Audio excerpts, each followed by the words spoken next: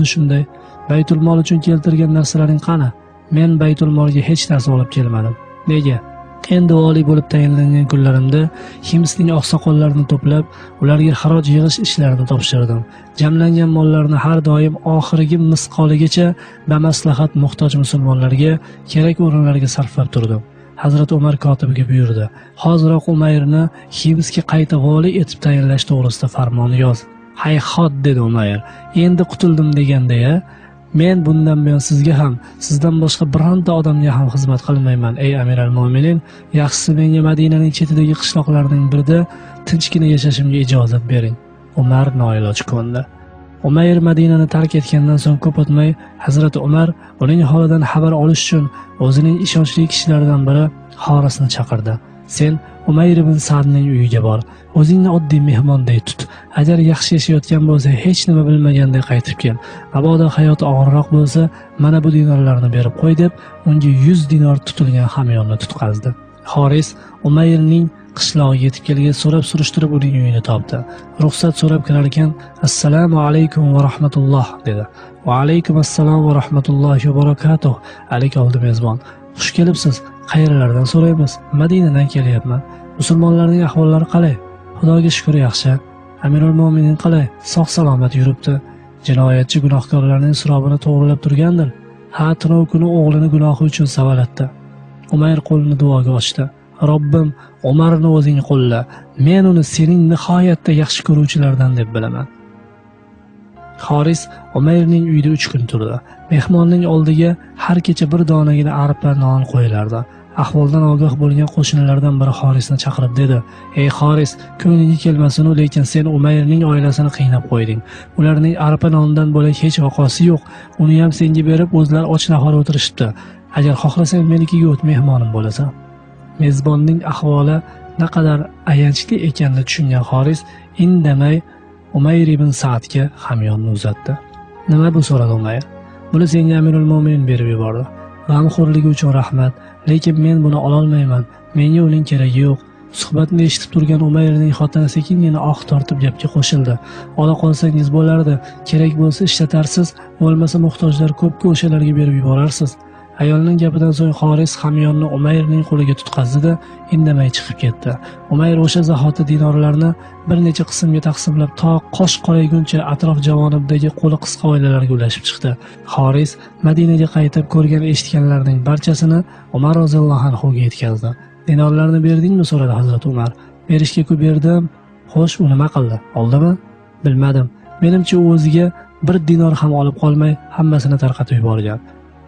Hazrat Umar Umayrga xatm tekkan zahoti zudlik bilan huzurimga yetib kel degan mazmunda maktub jo'natdi.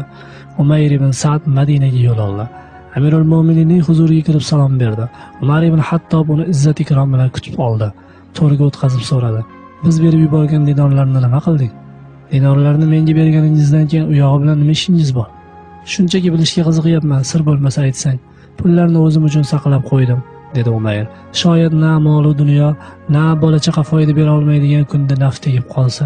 Umarning ko'ngli buzilib dedi: "Xudo haqqi Qur'oni Karimda o'zlari muhtoj bo'la turib boshqalarni afzal ko'radilar deb baho berilgan kishilarning biri sensan." So'ng uning uchun bir vasaq, taxminan bir tuya yuk oziq-ovqat va 2 liboslik mato keltirishni buyurdi. "Oziq-ovqatning keragi yo'q, ey Amiral Mo'minin", shosha-pisha e'tiroz bildirdi Umayr. "Uyda 2 so arpamiz bor.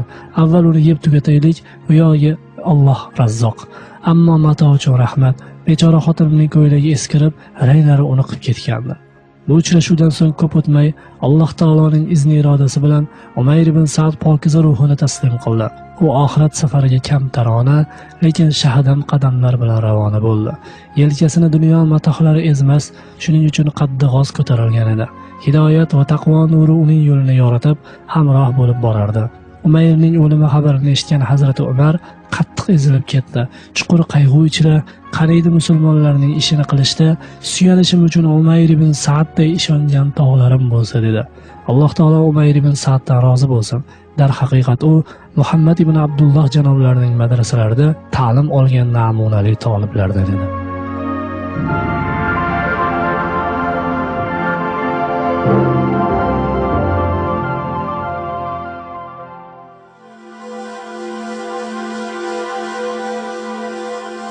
hissiyot olami.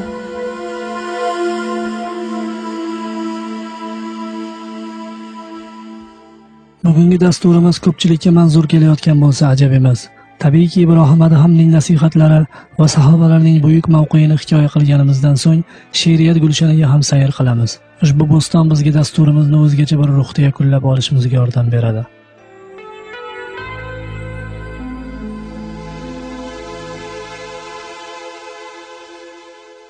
O'zingni aldama birodar aslo, Alloh kechirguvchi debon sarxujdil, o'sha Rahmon Rahim Parvardigoro bizga farz amallar bermish fikr qil. Ko'zing o'zga molga tikilganidan o'zingga fatvolar chiqarma nodon, u dunyo mayliku shu dunyoda ham o'g'rining qo'lini kes degan Rahmon, go'zal nigohlarni jamlamon o'yiga, nomahram qizlarga ko'z tikma bugun, Rasul mazhabida begona uyga tikilgan ko'z chiqsa olinmaydi hul, qo'lingda harom suv o'zingcha hurram, deysan gunohimni kechirgay Xudo, Kavsarni mayxo'riga harom qilgan ham o'sha Alloh erur unutma aslo.